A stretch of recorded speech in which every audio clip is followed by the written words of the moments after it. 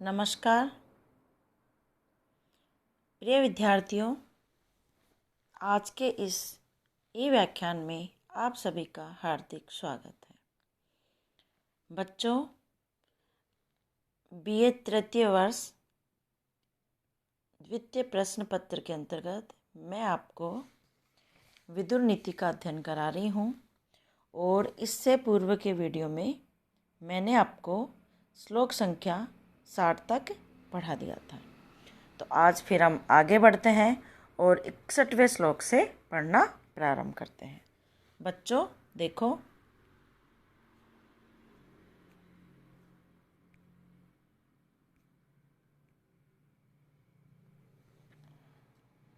अनर्थम अर्थतः पश्यन् अर्थम चैवा अपि अनर्थतः इंद्रियै रजितै बलिः सुदुःखं मन्यते सुखम। अन्वय देखिए, इंद्रियैः अर्जितः बालः अनर्थम अर्थतः पश्यन् अर्थम च एव अनर्थतः पश्यन् सुदुःखम अपि सुखम मन्यते। शब्दार्थ देखिए, अनर्थम अनिष्ट या खराबी, अर्थतः अर्थ के रूप में, पश्यन देखना, अर्थम च और अर्थ को या लाभ को, अपि मतलब भी, अनर्थतः अनर्थ के रूप में, इंद्रिय ही अजित ही इंद्रियों के अवशवर्तिनी होने से, बालय अवयस्क बालक, सुदुखम महान दुख को, मन्यते मान लेना, सुखम सुख। देखो, यहाँ बताया जा रहा है कि इंद्रिय ही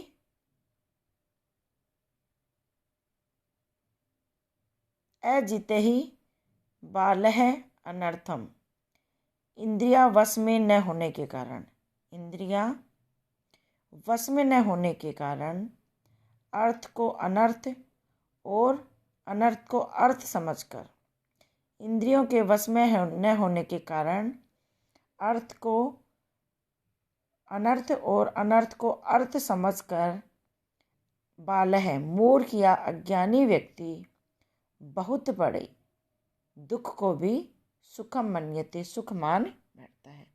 कि अज्ञानी और मूर्ख पुरुष जो हैं वो इंद्रियों के वशीभूत होकर अनर्थ को अनर्थ और अनर्थ को अर्थ समझ बैठते हैं और वो ही दुख में भी सुख मान बैठते हैं। इसमें पद्य में बताया जा रहा है कि संसार में प्रत्येक प्राणी सुख चाहता है। सुख का अर्थ है हर्ष या प्रसन्नता। यह मन की वह उत्तम या प्रिय अनुभूति होती है जिसके द्वारा अनुभवकर्ता का विशेष समाधान और संतोष होता है और जिसके बराबर बने रहने से उसे सदा अभिलाषा बनी रहती है। चंचल इंद्रियों वाला, इंद्रियों के वशीभूत रहने वाला पुरुष अनिष्ट को इष्ट समझ बैठता है और दुख में भी सुख की अनुभूति करने लगता है। इसी कारण उसे बालय या अज्ञानी कहा गया है। अगला देखिए,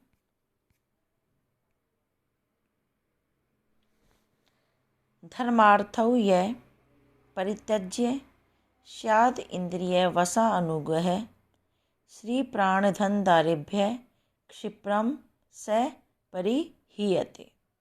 अन्वय, यह धर्मार्थौ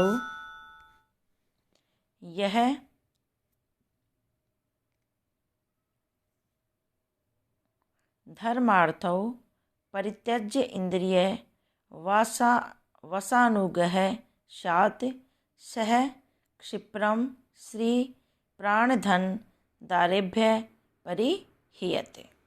देखिए, यह जो धर्मार्थो, धर्म और अर्थ का, यह धर्मार्थो परित्यज्य इंद्रिय वसानुगः, कि जो धर्म और अर्थ का परित्याग करके इंद्रिय वशानुगय, इंद्रियों के वश में हो जाता है।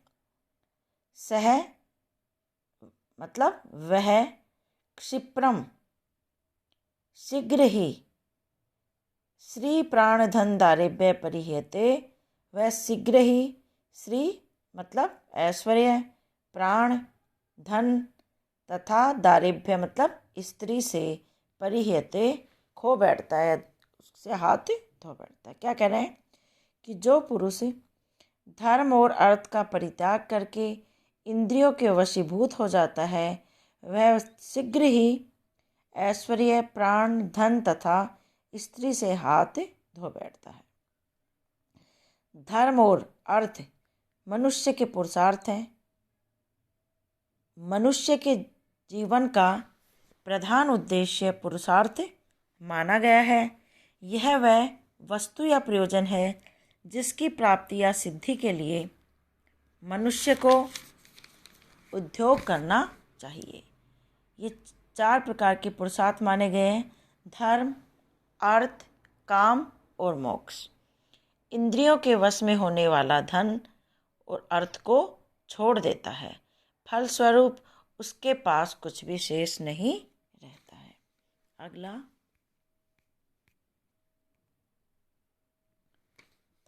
अर्थानाम ईश्वरो यह स्यात् इंद्रियाणाम अनईश्वरः इंद्रियाणाम ऐश्वर्यात् भ्रश्यते ही स। दोबारा देखिए, अर्थानाम ईश्वरो यह स्यात् इंद्रियाणाम अनईश्वरः इंद्रियाणाम ऐश्वर्यात् भ्रश्यते ही स। अन्वय देखिए, यह अर्थानाम ईश्वरः इंद्रियाणाम अनईश्वरः स्यात् स इंद्रियाणाम अनैश्वर्यात् ही भ्रश्यते। शब्दार्थ देखिए, अर्थानाम अर्थों के, धनों के, ईश्वर स्वामी, यह मतलब जो, स्यात् मतलब होता है, इंद्रियाणाम इंद्रियों का, अनईश्वर दास, इंद्रियाणाम इंद्रियों का, अनैश्वर्यात् स्वामी न होने के कारण, ऐश्वर्य से, भ्रश्यते भ्रष्ट या रहित हो जाता है। देखिए, यह मतलब जो अर्थानाम ईश्वर है, जो अधिक धन का स्वामी होकर भी इंद्रियाणाम अनईश्वर है, इंद्रियों का स्वामी नहीं है, इंद्रियों का दास हो जाता है या इंद्रियों पर अधिकार नहीं रखता है, स वह इंद्रियाणाम इंद्रियों को वश में न रखने के कारण ही ऐश्वर्यार्थ ही भ्रश्यते ऐश्वर्य से भ्रष्ट हो जाता है। क्या कह रहे हैं कि जो व्यक्ति अधिक धन का स्वामी होकर भी अपनी स्वयं की इंद्रियों पर ही अधिकार नहीं रखता है, उसी का दास हो जाता है, वह इंद्रियों को वश में न करने के कारण ही ऐश्वर्य से भी भ्रष्ट हो जाता है। इंद्रियां जो है अपने अपने विषयों की ओर मनुष्य को आकर्षित करती हैं। यदि मनुष्य उसके वश में हो जाता है तो वे उसे क्षणिक सुख तो अवश्य प्रदान करती है, किंतु उसे कहीं का नहीं रखती है। फिर वह मनुष्य अपनी उन्नति नहीं कर सकता और उसका पतन निश्चित हो जाता है। अतः प्रत्येक मनुष्य को चाहिए कि वह अपनी इंद्रियों को अपने वश में रखे। अगला देखिए,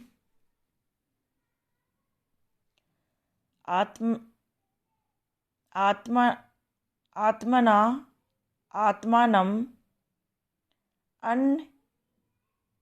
अन्विच्छेत मनो बुद्धि इंद्रियै यते आत्मा ही हो आत्मानम बंधुरात्मेव रिपुरात्मनः। अन्वय देखिए,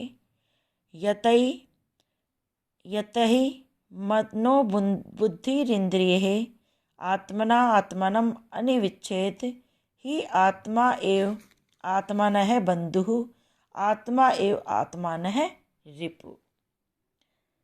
आत्मना मतलब अपने द्वारा, आत्मानम आत्मा को, अनिविच्छेद जानने का प्रयास करें, मनोबुद्धि इंद्रिय मन बुद्धि और इंद्रियों के द्वारा, यतई वश में करके, आत्मा सचमुच में एव ही आत्मनः स्वयं का बंधु मित्र, आत्मा एव आत्मा ही रिपुः शत्रु, आत्मनः अपना। देखिए, यतहि मनोबुद्धि इंद्रिय आत्मनः आत्मनाव अनिविच्छेद, कि क्या कह रहे हैं, मन बुद्धि और इंद्रियों को अपने अधीन करके अपने से ही अपनी आत्मा को जानने की इच्छा करें। मन बुद्धि इंद्रियों को अपने अधीन करके अपने से ही अपनी आत्मा को जानने की इच्छा करे, क्योंकि आत्मा ही अपना बंधु है और आत्मा ही अपना शत्रु है। इस तरह जो आत्म तत्व है वो बड़ा गहन है। इसे जानने का अर्थ है सब कुछ जान लेना। इस जीव, परमात्मा, मन, बुद्धि, मनन शक्ति, स्फूर्ति, उद्योग, स्वभाव, प्रकृति आदि इसमें सब आ जाते हैं। यदि मन, बुद्धि और इंद्रिय अपने वश में है तो फिर आत्मा को समझने का प्रयास करें। उसके लिए संसार में कोई समस्या नहीं रहती है। प्राणी को प्रतिदिन केवल 5 मिनट के लिए ही आत्म तत्व का चिंतन करना चाहिए। अगला,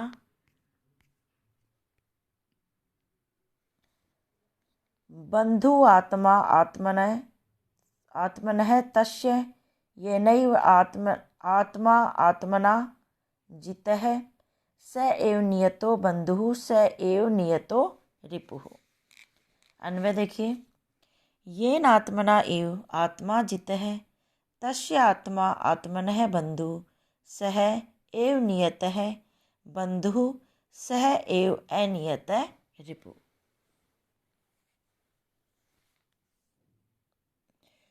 शब्दार्थ देखिए, बंधु मतलब मित्र, आत्मा आत्म तत्व, आत्मा का, तस्य उसका, येन जिसके द्वारा, आत्मा आत्मने अपने द्वारा, जितः वश में कर लिया गया है, सह एव वही, नियतः वशीभूत, बंधु मित्र है, स एव वही, अनियतः रिपु वही अनियंत्रित शत्रु है। तो यहाँ पर महात्मा विदुर जी बता रहे हैं कि येन आत्मना एव आत्मा जिते, जिसने अपनी आत्मा को, जिसने अपने श्रम के द्वारा अपनी आत्मा को जीत लिया है, तस्य आत्मा आत्मने बंधु, उसकी आत्मा ही उसका बंधु है, स एव नियत बंधु, वही आत्मा वशीभूत होने पर मित्र और अनियंत्रित होने पर उस व्यक्ति का शत्रु बन जाती है। आत्मज्ञान के अभाव में हिंसा, छल, कपट और स्वार्थ की वृद्धि को संसार में विषमताएं की धाराएं फूट निकलती हैं और विषमता में दुख, दरिद्रता, निर्बलता और भांति भांति के भेदों का पोषण होता है। पाप, तप, पतन और हिंसा से बचने के लिए आत्मा के समान रहना चाहिए। प्रेम और हिंसा, सेवा और स्वार्थ, सत्य और बनावट, दोनों में से एक ही को ही मनुष्य का वर्ण कर सकता और करना चाहिए।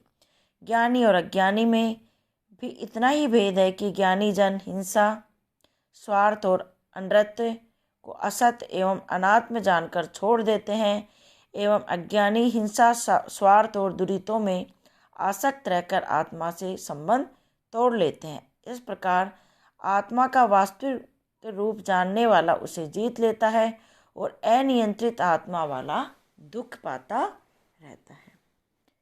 तो बच्चों, आप जो भी पढ़ाती हूँ उसे आप अच्छे से घर पे पढ़ें। तो आज इतना ही, पुनः अगले वीडियो में भेंट होगी। धन्यवाद।